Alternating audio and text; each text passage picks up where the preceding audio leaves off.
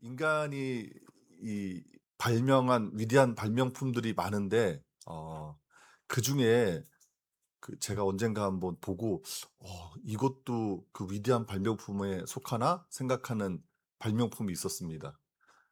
그게 뭐였냐면 지우개였어요. 인간이 이제 발명한 그 발명품 중에서 지우개가 위대한 발명품, 항상 그 손가락 안에 꼽히는 발명품 중에 하나라고 합니다. 왜냐하면 그 지우개를 발명함으로써 어쨌든 우리 인간의 기록 문화가 아주 급속도로 발전했고요. 그다음에 예술 작품들이 굉장히 탁월하게도 발전하는 그런 계기가 됐던 발명품이라고 합니다. 그래서 그런 생각을 해 봤습니다. 우리도 우리의 허물과 죄악이 있어서 죽을 수밖에 없었는데 하나님께서 당신의 아들 예수 그리스도를 우리에게 보내 주시고 또 그분의 사랑으로 우리의 죄악이 지워졌잖아요. 그래서 참 우리가 큰 은혜를 누리고 사는 게 아닌가. 또 우리 인간으로서 그냥 죄인된 인간으로 죽을 수밖에 없었는데 하나님의 걸작품으로 이렇게 만들어지는 것이 아닌가, 이런 생각이 되어서 감사하다는 마음을 이 들었습니다. 아무쪼록 오늘도 우리 주시는 말씀 잘 받아서 인생의 새로운 그림을 그리는 우리가 되기를 주님의 이름으로 축복합니다.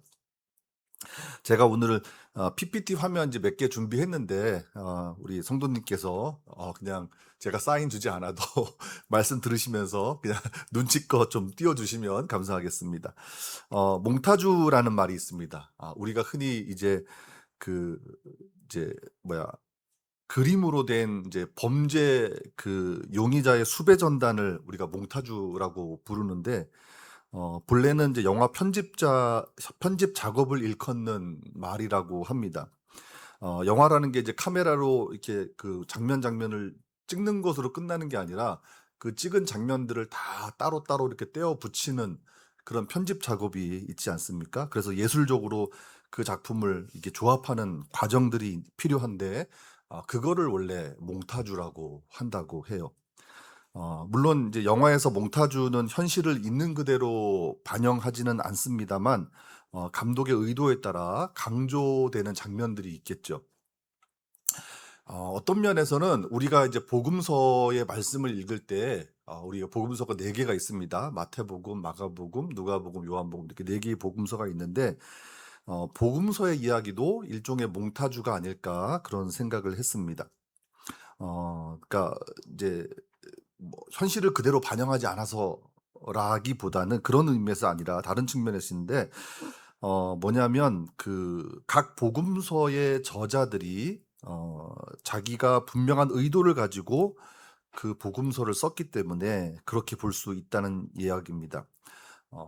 지금은 좀 덜한데 이제 뭐 한 20여 년 전만 해도 한국 교회가 성경의 어떤 기계적 영감설, 그러니까 마치 하나님께서 말씀하시면 성경의 저자들이 그냥 그대로 받아 적었다라고 생각하는 그런 기계적 영감설에 치우쳐 있다 보니까 성경하고 편집이라는 말을 이렇게 붙여 쓰지 않는, 뭔가 좀 이렇게 하면 좀 불경한 것처럼 생각하는 그런 경향이 있었는데요. 사실 알고 보면 그렇게 예민할 필요가 없습니다. 충분히 수긍이 가는 이야기입니다. 요한복음 20장 30절과 31절에 보면 이런 말씀이 있습니다. 사실은 많은 다른 징표들도 예수님이 자기 제자들 앞에서 해 보이셨습니다. 그것들은 이 책에 적혀 있지 않습니다. 그런데 이것들을 적어둔 것은 예수님이 그리스도 곧 하나님의 아들이신 것을 여러분이 믿게 되도록 하려는 것입니다. 또 믿어서 그분의 이름을 힘입어 생명을 얻도록 하려는 것입니다.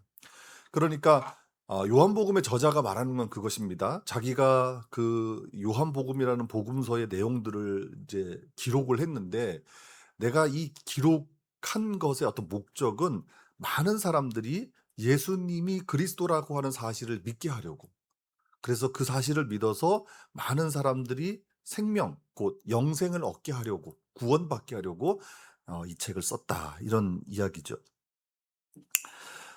그런데 우리가 주목할 것은 그 복음서의 저자들이 그 자신의 목적을 위해서 이야기들을 선별적으로 제공했다는 겁니다. 그러니까 자기가 보고 들은 이야기 그리고 자기가 수집한 이야기들이 있겠지만 그 모든 이야기들을 다 기록한 것이 아니라 아 중요하다고 생각되는 것들을 선별해서 추려서 기록했다는 거죠. 우리가 복음을 예수 그리스도의 이야기라고 정의한다면 거기에는 예수 그리스도의 삶이 있고 또 예수 그리스도의 죽으심이 있고 또 부활과 승천 그리고 재림에 관한 이야기가 포함될 것입니다. 하지만 복음서가 예수 그리스도의 생애 가운데 일어난 모든 이야기를 하나도 빠짐없이 기록했다는 뜻은 아닙니다. 요한복음의 말씀처럼 예수 그리스도가 하나님의 아들 그리스도라고 하는 사실을 믿게 할 목적으로 이야기들을 선별하는 과정이 있었다는 것이죠. 그리고 그 선별된 이야기들을 의미 있게 배열하고 편집하고 또 어떤 이야기들은 자세하게 또 어떤 이야기들은 간략하게 서술하는 과정이 있었다는 것입니다. 그렇게 생각하면 오늘 본문도 편집의 결과라고 볼 수 있습니다. 왜냐하면 여러분 오늘 본문을 보시면 아시겠지만 어떤 특정 사건의 보도라기보다는 예수님의 치유 사역을 전반적으로 요약해 주는 장면이기 때문입니다. 게네사렛이라고 하는 지역의 이름만 특정되었을 뿐이고 어떤 사람들이 예수님을 찾아왔는지 얼마나 많은 사람들이 있었는지 그리고 그렇게 찾아온 사람들의 병명이 무엇인지 구체적인 정보가 하나도 기록되지 않았습니다. 단지 게네사렛 사람들이 예수님의 방문 소식을 그 둘레 온 지역에 알렸다는 것, 그리고 그 소식을 듣고 수많은 병자들이 찾아와서 나음을 받았다는 것, 그것만 간략하게 기록되어 있습니다. 그런데 이 치유 사건이 중요하지 않아서 간략하게 서술된 게 아닙니다. 중요하지 않았다면 굳이 기록할 필요까지 없었겠죠. 복음서에는 이 이야기가 마태복음하고 마가복음에만 기록되어 있습니다. 누가복음과 요한복음에는 이 내용이 없습니다. 적어도 마태와 마가의 입장에서는 그러니까 여러분들이 복음서를 보실 때 우리가 이제 마태복음, 마가복음, 누가복음을 공관복음이라고 불러요. 그리고 요한복음은 이제 별도로 따로 떼어 놓고 보는데 마태, 마가, 누가를 공관복음이라고 부르는 이유는 이 복음서를 이렇게 비교를 해 보니까 이게 공통된 이야기들이 많거든요. 그래서 이 복음서 세 복음서를 좀 나란히 펼쳐 놓고 볼 필요가 있다. 그래서 공관복음이라고 하는데 그렇게 나란히 펼쳐 놓고 비교를 해 보니까 마가복음에 있는 내용들이 대부분 마태복음과 누가복음에 있어요. 그래서 마태복음을 기록한 마태와 누가복음을 기록한 누가가 마가복음을 하나의 자료로 생각했구나. 이렇게 추측할 수 있습니다. 그리고 마가복음에는 없는데 마태복음과 누가복음에만 또 있는 내용들이 있거든요. 그래서 그것은 어떤 자료로 발견된 것은 아니지만 또 하나의 어떤 자료가 있지 않나 이렇게 학자들이 추정을 합니다. 보통 이제 그것을 이제 독일어로 쿠벨레라고 하는데 자료라고 하는데요. 그래서 영어 우리 이제 신학에서는 Q라고 부릅니다. Q 자료. 근데 어쨌든 이렇게 비교를 해 보니까 마태복음하고 마가복음에만 있어요. 그러니까 마가복음의 저자가 이 내용을 먼저 기록했고 마태복음의 저자가 마가복음의 내용을 참조해서 기록했다는 거죠. 근데 어쨌든 두 사람이 볼 때는 이 장면이 되게 중요한 장면이라고 생각한 거예요. 다만 한 사람 한 사람의 개별적인 사연을 소개하는 것보다는 왜 게네사렛 사람들이 예수님의 방문 소식을 그 둘레 온 지역에 알렸는지, 왜 그 소식을 듣고 수많은 사람이 예수님을 찾았는지, 그리고 그렇게 찾아온 사람들에게 어떤 결과가 있었는지 그것만 알려주고 싶었던 것입니다. 여기에 이제 복음서 저자의 의도가 있는 거예요. 사실 오늘 본문은 아주 짤막한 이야기지만 진짜 신앙이 무엇인지 우리가 예수를 그리스도로 믿는 예수님을 나의 주님으로 고백하는 신앙을 가지고 살잖아요. 그리고 예수를 잘 알지 못하는 사람들이 예수를 알도록 그렇게 해서 예수를 믿도록 그분이 나의 주님이신 것을 고백할 수 있도록 우리가 어 전도하고 또 말씀도 가르치고 양육하고 하는 것 아닙니까? 그게 이제 신앙이잖아요. 근데 오늘 본문은 우리가 가져야 될 신앙, 진짜 신앙이 무엇인지를 분명하게 보여주는 말씀입니다. 자, 34절을 보시면 예수님 일행은 바다를 가로질러 맞은편 땅으로 건너가 게네사렛에 닿았다. 이렇게 말씀하죠. 우리 그림 화면 제가 준비했는데 보시면 이게 네이버에 나와 있는 지도예요. 그 가운데 이제 게네사렛 호수라고 있죠. 어, 이거 이제 가장 일반적인 명칭은 게네사렛 호수가 아니라 갈릴리 호수입니다. 그래, 갈릴리 호수, 게네사렛 호수, 디베랴 바다 다 똑같은 말이에요. 이 호수가 너무 커서 사람들이 바다라고 불렀어요. 저도 직접 보지는 않았는데 우리 충남 예산에 가보면 예당저수지라고 있습니다. 그 예당저수지가 우리나라에서 제일 큰 저수지인데 이 갈릴리 호수, 게네사렛 호수가 그 예당저수지 한 70배 정도 크기라고 해요. 그 엄청나게 큰 거죠. 그래서 거기서 이제 그 이렇게 물고기 잡아가지고 생활하는 사람들이 그 주변에 많습니다. 자, 그런데 예수님 일행은 바다를 가로질러 맞은편 땅으로 건너가 게네사렛에 닿았다라고 하시는데 이거 성경을 보면 이 사건 전전에 보면 오병이어의 기적 사건이 있거든요. 근데 오병이어의 기적 사건이 어디에서 있었냐면 저 벳세다라고 보이는 벳세다 광야에서 있었단 말입니다. 그런데 지금 장소는 게네사렛이잖아요. 그러면 이게 호수를 끼고 쭉 와도 되는데 바다를 가로질러 왔다고 하니까 배를 타고 오셨다는 거죠. 예, 그렇게 해서 게네사렛에 오신 거예요.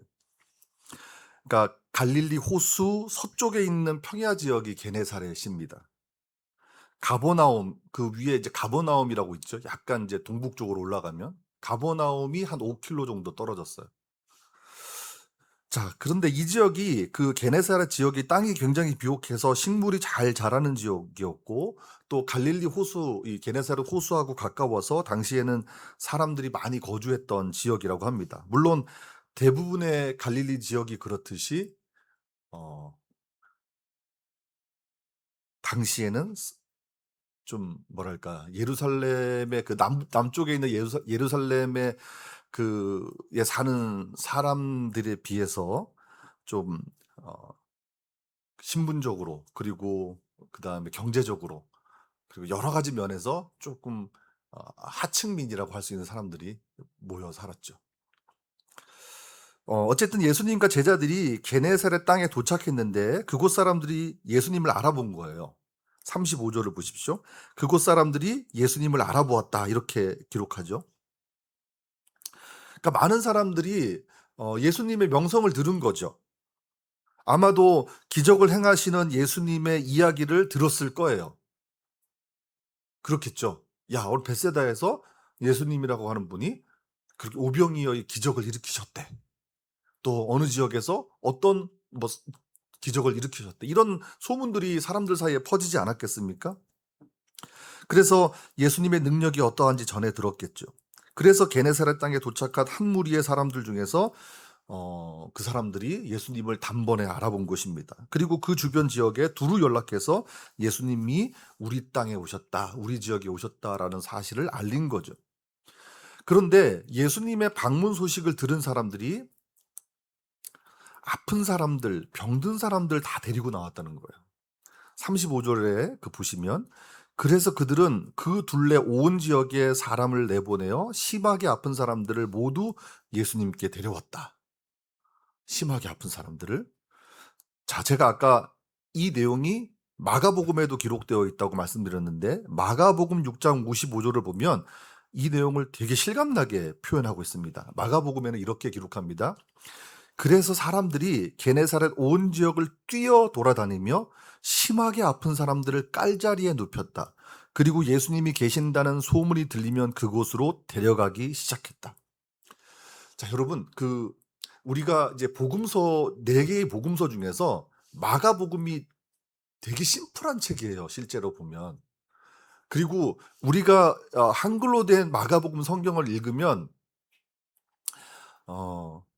별 차이를 잘 못 느끼는데 저도 그 정도 수준은 아니지만 신약 성서 학자들 이야기를 들어보면 마가복음을 그 코인의 헬라어로 쓰여진 마가복음은 원문으로 보면 되게 좀 조야한, 그러니까 문장이 그 좀 배운 사람 같지 않고 좀 뭐랄까요? 막 그냥 좀 그렇대요. 그래서 그 마가복음을 읽어 보면 제일 많이 나오는 단어가 그리고라는 단어예요. 그리고. 우리도 왜 글 잘 쓰는 사람들은 접속사 잘 안 쓰거든요. 근데 글을 그렇게 잘 못 쓰는 사람이에요. 그래서 바울이 쓴 갈라디아서 같은 거하고 비교해 보면 너무 차이가 난다는 거예요. 그래서 마가복음은 그냥 사실 그대로 그냥 간략하게 쓴 책인데, 유독 이 게네사렛 그 사람들이 찾아온 이야기를 할 때 6장 55 절에서 마태복음에 비해서 더 자세하게 좀 기록되어 있잖아요. 게네사렛 온 지역을 뛰어 돌아다녔대요. 예수님이 방문했다는 소식을 듣고. 그러면서 "예수님이 왔어. 예수님이 왔어." 그리고 아픈 사람들을 깔자리에 눕혔다는 건, 그들이 이제 이 거동을 못 하니까 그 침상에 눕힌 채로 그거를 막 메고 왔다는 거예요. 마치 중풍병자들이 자신의 그 친구들이 중풍병자를 그 침상에 메고 막 지붕 위로 내려 가지고 예수님께 데려온 것처럼 그렇게 왔다는 거예요. 그럼 어떤 모습인지 여러분 상상이 가십니까? 사람들의 막 절박함이 느껴지지 않습니까? 얼마나 간절했으면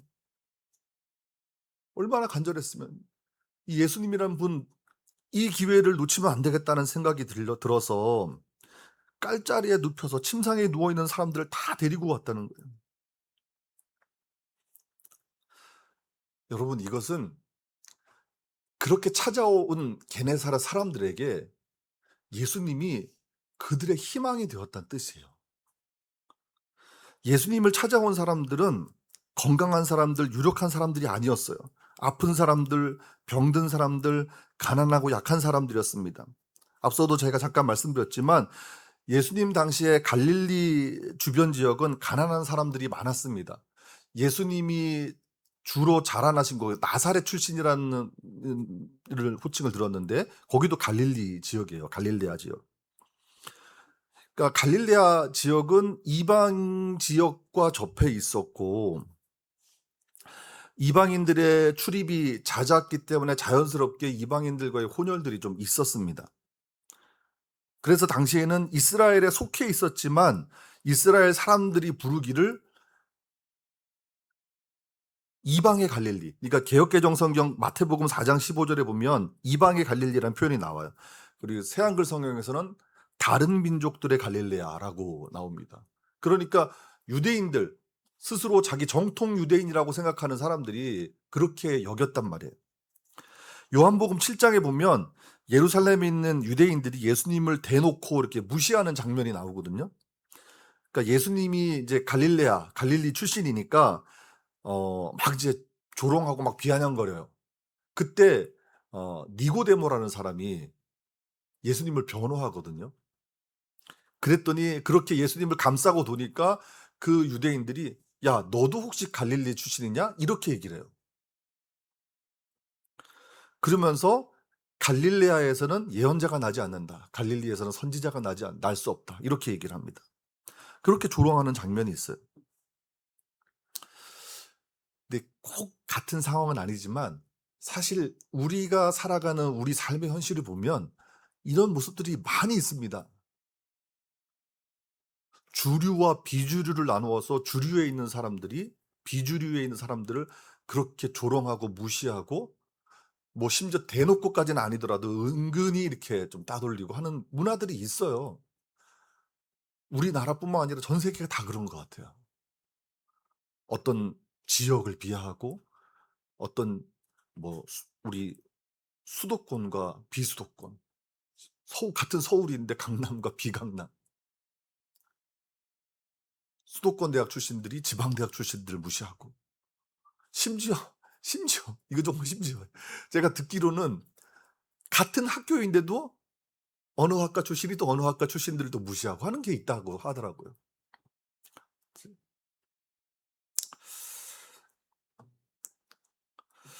자, 그런 식으로 어쨌든 그 사람들 사이에 있는 그런 이제 문화가 있는데 이 이스라엘도 그랬던 거죠. 실제로 예수님 당시에 갈릴레아 사람이라고 하는 말은 욕설처럼 사용됐다고 합니다. 갈릴리 사람들이 이방인들과의 접촉이 잦았고 또 율법 지식도 없었고 율법에 신실하지 못했다고 여겨졌기 때문입니다. 여러분 잘 아시는 것처럼 예수님 당시에 사마리아 사람들은 아시리아 사람들과의 혼혈이라는 이유로 완전히 그냥 배제당하고 살았잖아요. 근데 갈릴리 사람들은 사마리아 사람들만큼은 아니었지만 비슷했어요. 그 정도로 무시당했습니다. 정통 유대인들에게는 업신여김을 받았습니다. 요한복음 1장에 보면 빌립이 나다나엘에게 내가 지금 나사렛 사람 예수를 만나고 왔는데 그분이 그리스도인 것 같다고 막 감격에 겨워서 얘기를 하니까 나다나엘이 뭐라고 합니까? 나사렛에서 무슨 선한 것이 날 수 있겠냐? 라고 하잖아요. 예수님의 제자가 된 사람이지만 그래서 나중에는 거듭나지만 그가 갖고 있던 편견이라는 게 그렇게 무서웠어요. 나사렛은 갈릴리 지방 아니야. 거기서 무슨 선한 것이 나겠어. 무슨 좋은 것이 나겠어. 나사렛은 게네사렛에서 조금 더 서쪽에 있었는데 크게 보면 갈릴리 지역이었습니다. 나다나엘이 결국에는 예수님을 따르긴 하지만 그 당시 유대인들에게 갈릴리 지역이 어떤 취급을 받았는지 알 수 있는 대목입니다. 자, 그런데 여러분, 바로 이 점이 우리가 오늘 본문을 이해하는 아주 중요한 열쇠입니다. 게네사렛 땅에서 예수님을 찾아온 사람들은 사실 유대 사회에서는 희망이 없는 사람들이에요. 갈릴레아 사람들은 주류 유대인들과는 어울리지 못하는 촌뜨기였고 강고한 예루살렘 종교 질서에 편입되지 못하는 주변인들이었습니다. 게다가 오늘 본문에 등장하는 사람들은 그 중에서도 어떤 사람들입니까? 약하고 병든 사람들 아닙니까? 이들에게 무슨 소망이 있었겠습니까? 하나님의 아들이라고 여겨지는 혹은 선지자라고 여겨지는 예수님이라도 만나야 소망을 말할 수 있었겠죠. 그들은 예수님을 알아본 거예요. 그리고 그 알아봄이 예수님을 전적으로 신뢰하는 믿음으로 이어진 거예요. 바로 여기에 오늘 본문에 메시지가 있습니다. 여러분, 우리 기독교 신앙이라고 하는 것은 우리가 주님의 전 존재를 신뢰하는 것입니다. 이 말의 의미가 무엇이냐면 우리가 오직 주님께만 소망을 둔다는 거예요. 그 외에 다른 것들에는 우리의 소망을 두지 않는다는 거예요. 여러분, 예수님을 찾아온 사람들의 형편과 처지를 한번 생각해 보십시오. 물론 그들이 원해서 그런 처지가 된 것은 아니겠지만 세상에 소망이 없는 절박한 상황에 놓여 있는 사람들이었어요. 그런데 그 상황이 오히려 그들을 신앙의 길로 인도했다는 겁니다. 여기서 중요한 것은 그들이 자신의 처지 때문에 그 처지를 보면서 한탄하고 좌절하고 절망한 것이 아니라 하나님의 아들 예수 그리스도에게 소망을 두었다는 사실입니다. 내 인생은 진짜 나아질 게 없어. 난 재산도 없고 건강도 없고 주변에 사람도 없고 그래서 자기 스스로를 막 비하하면서 좌절할 수도 있고 절망할 수도 있는데 그렇지 않고 소망을 찾은 거예요. 예수 그리스도라고 하는. 예수 그리스도에게 소망을 두었다는 겁니다. 여러분 36절을 한번 보십시오. 그리고 아픈 사람들이 예수님께 사정사정해서 예수님의 겉옷자락 술만이라도 건드리도록 해달라고 했다. 이렇게 말씀하죠.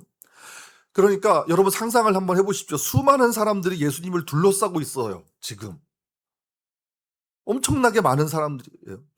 그렇기 때문에 그 자리에 있는 사람들 그 누구도 예수님과 1대1로 대면할 수 있는 상황이 지금 아니에요. 그런데 예수님을 찾은 사람들이 얼마나 절박하고 다급했으면 내가 그분의 옷자락이라도 좀 만질 수 있도록 해달라고 요청했다는 거예요. 여러분, 이 시대 갈릴리 민중들의 삶이 그렇게 낭만적이지 않습니다.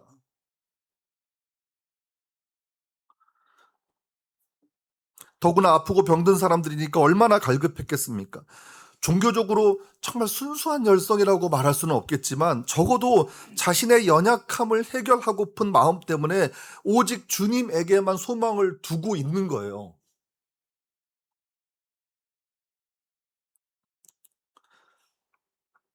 마치 그 12해 동안 그러니까 피가 멈추지 않는 그 혈루증을 앓았던 여인 아시죠? 예수님이 그 회당장 야이로의 딸을 살리시기 위해서 가는 중에 사람들이 예수님에게 막 몰려왔어요.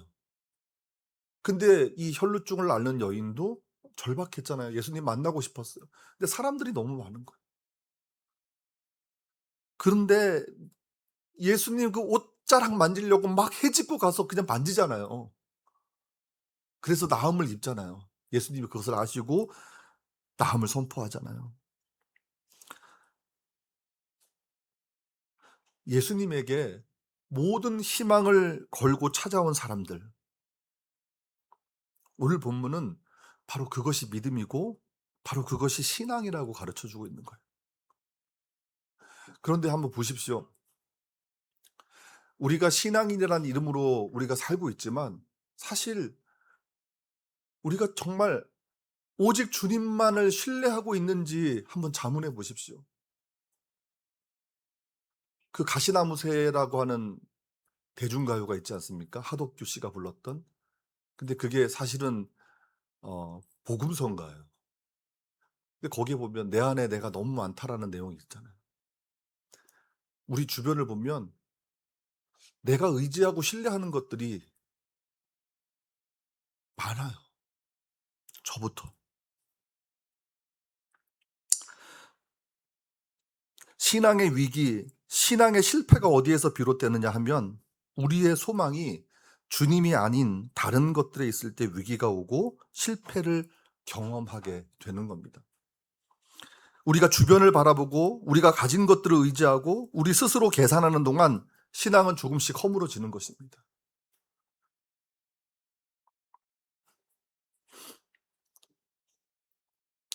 저 같은 사람들 있잖아요. 저 같은 목사들. 목사들은 그러면 과연 정말 진짜 신앙을 가지고 살아가고 있을까요?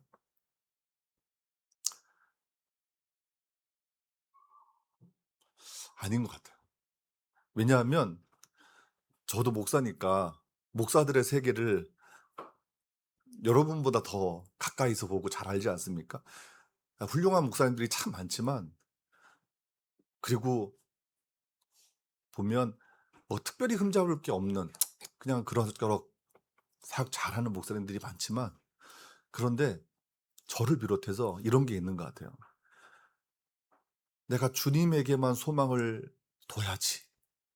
그리고 그것이 진짜 신앙이라고 설교하고 말하지만 정작 자기 자신은 오직 주님에게만 소망을 두지 않을 때가 많아요. 특히 목사들은 주님에게 소망을 두는 게 아니라 사람에게 소망을 두는 경우가 많아요. 그냥 예배 드릴 때 특히 작은 교회 목회하시는 분들은 사람이 좀 많이 오면 그냥 하나님 은혜 베푸셨다고 기뻐하고 사람이 조금 줄어들고 교회를 떠나고 하면 절망하고 좌절하고 그런 경우가 많아요. 저도 거기에서 자유롭지 못해요. 그런데 가만히 돌아보면 생각해 보면 '아 내가 진짜 신앙인이 아니었구나.'라는 생각을 하게 됩니다. 오직 주님에게만 소망을 두는 사람이라면 그런 일로 좌절하지는 않아요. 예수님의 옷자락에 손을 댄 사람들, 다만 옷자락이라도 만지려고 했던 사람들은 오직 예수님에게만 소망을 두었던 사람들입니다. 그리고 그 유일무이한 소망 덕분에 다 나음을 받았습니다. 주님께서는 오직 당신에게만 소망을 두고 찾아오는 사람들을 절대로 외면하지 않으시기 때문입니다. 다윗은 시편 39편 7절에서 자기의 소망이 오직 주님께만 있다고 고백했습니다. 다윗은. 또 시편 146편 5절에 보니까 이렇게 말씀합니다. 복 있습니다. 야곱의 하나님이 도와주시는 사람은 그는 희망을 여호와 자신의 하나님께 둡니다. 그러니까 오직 하나님께만 소망을 두고 살아가는 사람들, 그것이 사람들에게는 인정받지 못하고 환영받지 못할지라도 하나님은 그를 도우신다는 거예요. 그것이 바로 성경이 증언하는 신앙의 길입니다. 여러분, 오늘 우리가 아주 짤막한 이야기 하나를 읽었습니다. 성경 전체에서 본다면 무심하게 지나칠 수도 있는 이야기입니다. 그만큼 짧기도 하고 또 성경에 소개되는 수많은 치유와 기적 이야기들 속에 가려져서 주목하기 어려운 이야기일 수도 있습니다. 그러나 여기에도 복음서 저자가 말하고 싶었던 메시지가 있습니다.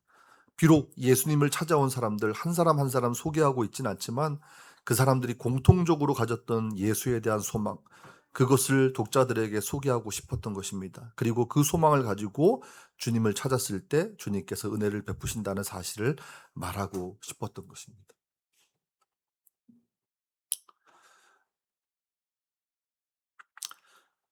여러분, 나중에 예배 다 마치시고 혹시 댁에 가시면 도종환의 사연이라는 시를 한번 찾아보십시오. 참 좋은 시입니다. 그 사연이라는 시에 보면 이런 구절이 있습니다. 한평생을 살았어도 저 혼자 노을 속으로 가지고 가는 아리고 아픈 이야기들 하나씩 있습니다. 세상에 사연 없는 사람들이 없어요. 근데 그 사연을 다 우리가 풀어놓지 못하잖아요. 그래서 그 아리고 아픈 사연들 하나씩 가지고 간대요. 정말 그렇습니다. 세상에 사연 없는 사람들이 어디 있겠습니까? 아마 예수님을 찾은 갈릴리 사람들도 저마다 아리고 아픈 사연들 하나씩 있었을 것입니다. 어쩌면 갈릴리 사람들은 그 사연 때문에 가슴속에 응어리가 맺혔을지도 모릅니다. 세상에서 그 사연 들어줄 사람도 없었고 자신들의 연약함을 해결할 방법도 없었을 것입니다. 세상에 소망이 없었던 사람들입니다. 그러나 그것이 도리어 그들에게 복이 되었습니다. 우리보다 더 많이 가진 사람들, 더 많이 누리는 사람들 부러워하면서 살지 않았으면 좋겠습니다. 주변을 아무리 둘러봐도 의지할 데가 없고 주변을 아무리 살펴봐도 소망을 둘 데가 없다면 그것은 절망할 일이 아니라 그게 오히려 복이라는 사실을 믿으면서 주님께 소망을 두시는 저와 여러분들 되기를 축복합니다. 세상의 중심이라고 여겨졌던 예수님 당시에, 그 세상의 중심이라고 여겨졌던 예루살렘 사람들은 예수님을 십자가에 못 박았습니다. 그러나 세상에서 무시당하고 차별당하고 업신여긴 당했던 갈릴리 사람들은 예수님의 옷자락을 잡았습니다. 주님은 세상에서 외면당하고 소외당하고 차별당하고 그렇게 인정받지 못하는 사람들을 위해서 오셨습니다. 이제 여러분, 오직 주님께만 소망을 두시는 저와 여러분들 되기를 주님의 이름으로 축복합니다. 다른 데 곁눈질 하지 마시고 오직 주님만 신뢰하고 소망하며 나아가시기를 바랍니다. 그러면 주님께서 우리를 따뜻하게 맞아주시고 은혜를 베풀어 주실 것을 믿습니다. 주님이 우리의 소망입니다. 우리 찬송가 488장을 함께 찬송하겠습니다.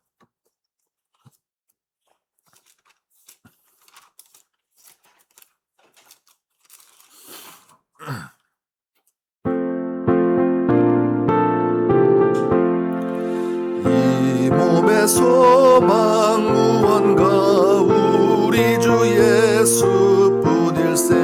우리 주 예수밖에는